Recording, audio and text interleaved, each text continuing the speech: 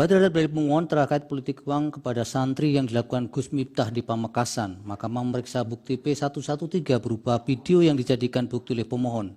Tayangan video yang dijadikan bukti merupakan rekaman berita Metro TV yang memberitakan Gus Miftah yang membagikan uang dengan gambar Prabowo yang terbentang di belakang Gus Miftah.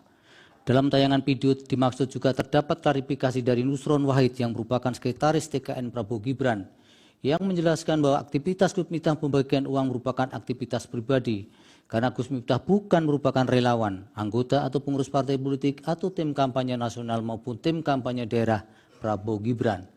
Tayangan video yang dijadikan bukti pemohon menurut Mahkamah tidak cukup meyakinkan Mahkamah bahwa benar tayangan video dimaksud adalah merupakan politik uang yang mengajak orang untuk memilih Prabowo hanya karena ada orang yang membentangkan baju bergambar Prabowo.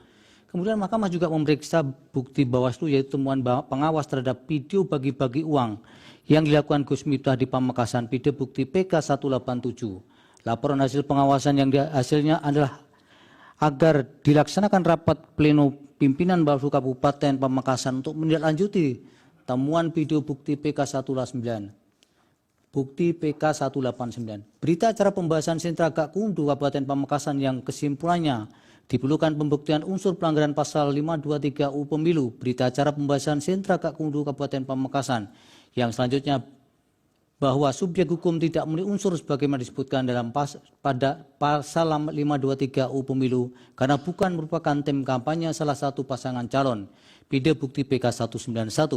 Kemudian Mahkamah memeriksa bukti Bawaslu dan bukti termohon berupa kajian Bawaslu Kabupaten Pamekasan terhadap dugaan pelanggaran pasal 523 ayat 1 UU Pemilu mengenai politik uang yang dilakukan oleh peserta dan atau tim kampanye pemilu. Video bukti T32 sama dengan bukti PK192.